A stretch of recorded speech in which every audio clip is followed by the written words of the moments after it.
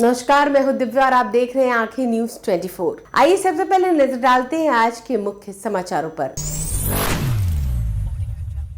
नमस्कार, मैं हूं दिव्या और आप देख रहे हैं आंखें न्यूज 24। मुख्यमंत्री की 16वीं यात्रा है। नीतीश कुमार अब तक अपने सभी यात्राओं की शुरुआत पश्चिम चंपारण से करते हैं। इस बार उम्मीद है कि वे पश्चिम चंपारण से समृद्धि यात्रा की शुरुआत करेंगे, जिसकी जिलेवार तिथि 1-2 दिनों में जारी हो जाएगी। मुख्यमंत्री नीतीश कुमार एक बार फिर से जिलों की यात्रा पर निकल रहे हैं। मुख्यमंत्री 16 जनवरी से समृद्धि यात्रा पर निकलेंगे।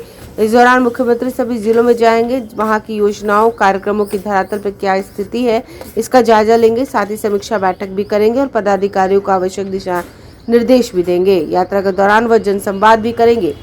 मुख्यमंत्री की यह 16वीं यात्रा होगी। नीतीश कुमार अब तक अपनी सभी यात्राओं की शुरुआत पश्चिम चंपारण से करते आ रहे। इस बार उम्मीद है कि इस बार भी समृद्धि यात्रा की शुरुआत वहीं से होगी। इसकी जिलेवार तिथि 1-2 दिनों में जारी की जाएगी। मुख्यमंत्री अपनी यात्रा के दौरान मुख्य रूप से प्रगति यात्रा के दौरान लिए गए निर्णयों और उनके निर्देशों की स्थिति को देखेंगे। इसके साथ ही 7 निश्चय से संबंधित योजनाओं का, जिले की अन्य महत्वपूर्ण योजनाओं का स्थल निरीक्षण करेंगे। जिले की प्रमुख योजनाओं का शिलान्यास उद्घाटन करेंगे। जनसंवाद कार्यक्रम भी होंगे। जिला स्तरीय समीक्षा बैठक भी करेंगे।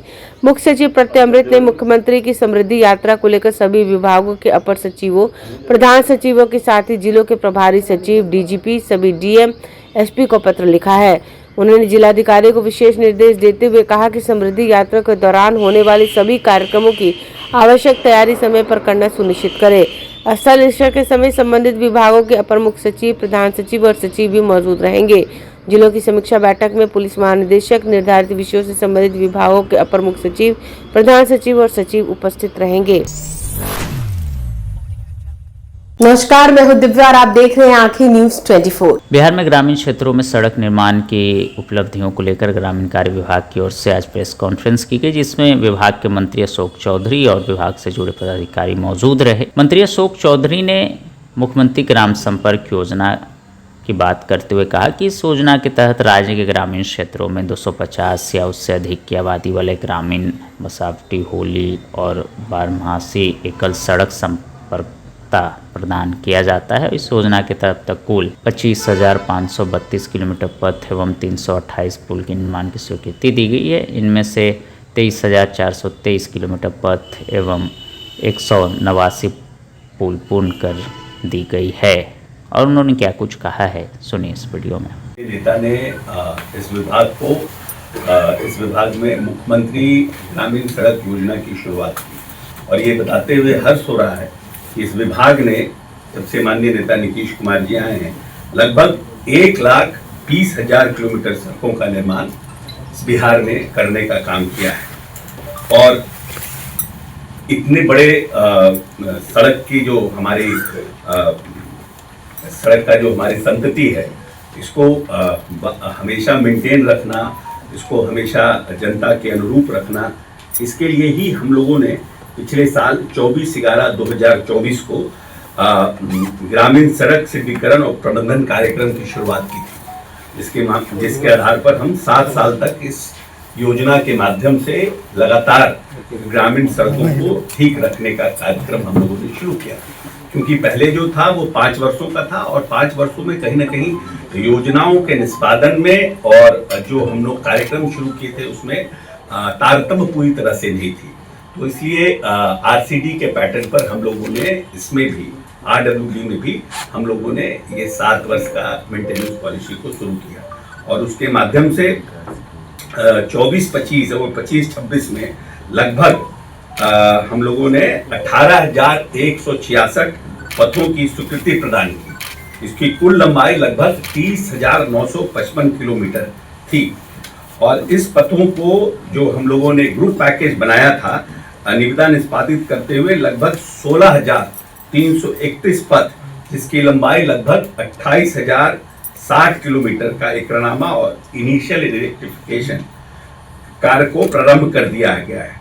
और शेष जो है 1,835 पथ, जिसकी कुल लंबाई 2,905 किलोमीटर का है, वो हमारे चुनाव के बाद, क्योंकि बीच में हमारा चुनाव आ गया और उसके बाद अभी निविदा निष्पादन की प्रक्रिया में है, मतलब लास्ट फेज है निष्पादन का। तो लगभग 8,500 किलोमीटर सरफेस लेयर का भी काम पूरा हो गया है। शेष पथों का कार्य जो है विभिन्न चरणों में प्रगति पर है। इसके अतिरिक्त हम 26-27 में हम लोग जो अपना फोर्सी कर रहे हैं वो 31-3-26 तक पंचवर्षीय अनुरक्षण अवधि से बाहर जो 5 ईयर मेंटेनेंस पॉलिसी से जो सड़क बाहर हो रहे हैं उनकी कुल जो पथ है वो 5,887 हैं और लगभग 11,942 किलोमीटर का हम लोग पुनर्निर्माण, उन्नयन और नवीनीकरण का जो हम लोग लेते हैं नया, उस प्रोग्राम में हम लोगों का लक्ष्य है। अब हम लोगों को जो प्रधानमंत्री सड़क योजना है जिसके चलते हम लोगों ने 25-26 में लगभग 538.60 करोड़ 60 लाख रुपए व्यय कर 494.941 किलोमीटर पथ और 195 पुल का निर्माण कार्य हम लोगों ने पूरा कराया है और शेष 106 पथ जिसकी लंबाई 626.27 किलोमीटर है एवं 325 पुलों का निर्माण कार्य विभिन्न चरणों में है। नमस्कार, मैं हूं दिव्या और आप देख रहे हैं आंखें न्यूज 24। जहानाबाद के आरजेडी सांसद सुरेंद्र यादव द्वारा बिहार में चुनाव में राजद को मिली करारी हार के बाद यादव समाज को इस हार का कारण बताते हुए अपशब्द कहने के मामले पर जदयू प्रवक्ता नीरज कुमार ने कहा कि परिवारवाद की राजनीति करने वाले लोगों का साथ आरजेडी के साथ रहने वाले विशेष जाति ने भी छोड़ दिया है और इसकी चोट आरजेडी को बहुत परेशान कर रही है। और उन्होंने क्या कुछ कहा, सुनिए इस वीडियो में। उम्र का चौथा पड़ाव आ गया, लेकिन बुद्धि को दुर्गंध लगा हुआ है। माननीय सुरेंद्र यादव जी लोकसभा के सांसद हैं, बे छनौटा की ले छनौटा का भी सामना करना पड़ा है। वोट का छनौटा भी लगातार 35 साल का किला ढह गया बेलागंज में। एक विधवा महिला से चुनाव हार का सामना करना पड़ा, उपचुनाव हारे, चुनाव हारे। अब अगर वोट नहीं मिलता है तो आपने उस समुदाय के लोगों को ठगा है। वो आपके नेतृत्व पर भरोसा नहीं करते हैं, वो परिवारवाद का दंश झेलने वाले नहीं है। इसलिए राष्ट्रीय जनता दल इसकी निंदा करेगा, उनको बयान से परहेज करने की सलाह देगा।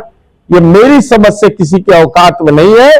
चूंकि धन बल है तो जिसके पास धन बल रहता है ना, उसके सामने राजनीति में उस दल का नेतृत्व बकार भी नहीं निकाल सकता है। लेकिन महान जनता है जो छनौटा का तो इस्तेमाल कर रही है, वोट का छनौटा देते रहिए। ये लोग को राजनीति के कौमा में लोग जाता रहेगा और भाषाई लंपट ये सब का चलता रहे। समाचारों में अब वक्त हो चला एक छोटे से अंतराल का। पटना में कई वर्षों से शिक्षा में अहम योगदान दे रहा है Gyansthali high school Alamganj Patna city, जहां 10वीं और 12वीं की बोर्ड परीक्षाओं में 100% अंक प्राप्त कर रहे हैं बच्चे।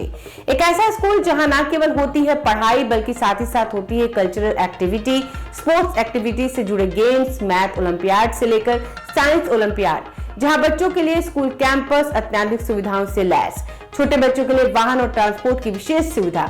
तो देर किस बात की, आज ही कराएं अपना नामांकन Gyansthali high school Alamganj Patna city में, जहां नामांकन की प्रक्रिया जारी है। संपर्क करें पुलिस चौकी Alamganj main road near Alamganj थाना पटना बिहार 800007। ब्रेक के बाद आपका फिर से स्वागत है। नमस्कार, मैं हूं दिव्या और आप देख रहे हैं आंखें न्यूज 24। जदयू में आरसीपी सिंह की वापसी को लेकर सियासी गलियारों में फिर से अटकलों का बाजार जो है वो गर्म है। मौका था पटेल सेवा संघ के कार्यक्रम का, जहां मुख्यमंत्री नीतीश कुमार और आरसीपी सिंह दोनों की मौजूदगी ने राजनीतिक संकेतों को हवा दे दी। हालांकि दोनों कार्यक्रम में आगे पीछे पहुंचे और मंच पर साथ नहीं दिखे, लेकिन कार्यक्रम के बाद आरसीपी सिंह के बयान ने राजनीतिक चर्चाओं को और धार दे दी।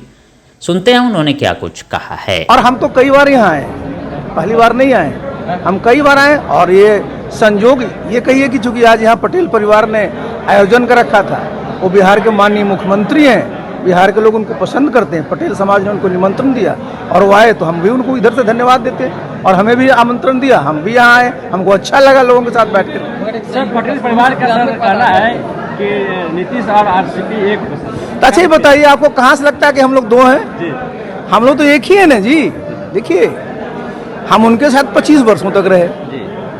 तो जितना हम उनको जानते हैं, जितना वो हमको जानते हैं, कोई जानता है क्या? खास बात आरसीपी सिंह जदयू ज्वाइन करेंगे, ये तो आपको पता चलेगा।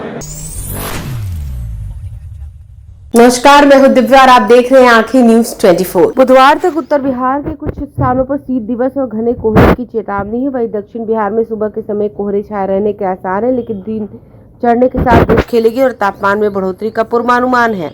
ठंड से मामूली राहत के बाद बिहार में एक बार फिर पारा लुढ़कने वाला है। सोमवार से राज्य भर के न्यूनतम तापमान में 2 से 3 डिग्री और अधिकतम तापमान में 2 से 4 डिग्री सेल्सियस तक गिरावट आने का पूर्वानुमान है। इस दौरान दक्षिण बिहार के मुकाबले उत्तर बिहार में अधिक ठंड पड़ेगी।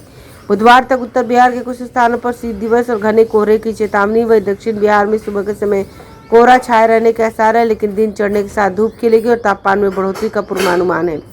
रविवार को प्रदेश के ज्यादातर जिलों में सुबह के समय मध्यम से घने स्तर का कोहरा छाया रहा। वही न्यूनतम तापमान में गिरावट और अधिकतम तापमान में बढ़ोतरी हुई। प्रदेश का न्यूनतम तापमान 4 से 10 डिग्री और अधिकतम तापमान 18 से 24 डिग्री सेल्सियस के बीच रहा। इस दौरान सबसे कम तापमान 4 डिग्री सेल्सियस भागलपुर के सबौर में, सबसे अधिक तापमान 24 डिग्री सेल्सियस किशनगंज में दर्ज किया गया। बिहार कृषि विश्वविद्यालय सबौर के मौसम वैज्ञानिक डॉक्टर वीरेंद्र कुमार ने बताया कि मौसमी कारकों के प्रभाव से जहां सोमवार से 15 जनवरी तक दिन में धूप होती तो सर्द हवा पछुआ हवाएं गलन का एहसास कराएंगी। वहीं रात में ओस पहले सुबह से लेकर सुबह 7 बजे तक मध्यम से घना कोहरा छाया रहेगा। इस दौरान दिन के तापमान में कोई खास परिवर्तन नहीं होगा, लेकिन अगले 2 दिनों में शाम रात के तापमान में 3 डिग्री सेल्सियस तक बढ़ोतरी हो सकती है। मौसम वैज्ञानिक एस.के. पटेल ने बताया कि अगले 2 दिनों में मौसम का मिजाज कुछ इसी तरह गया में रहने वाला है। हल्के कोहरा और बादल, सुबह थोड़ी धूप खिलेगी, धूप में गर्मी रहेगी, कनकनी का असर दिन भर रहेगा। शाम से लेकर सुबह तक सर्दी सताएगी। शरद उत्तरी पश्चिमा हवाएं चलेंगी। न्यूनतम तापमान में थोड़ी गिरावट आ सकती है। अगर आपने अभी तक हमारे चैनल को सब्सक्राइब नहीं किया है तो हमारे चैनल को जल्द से जल्द सब्सक्राइब करें, लाइक करें और शेयर करें। देश और दुनिया की तमाम खबरों को देखने के लिए लगातार देखते रहें आंखें न्यूज़ 24।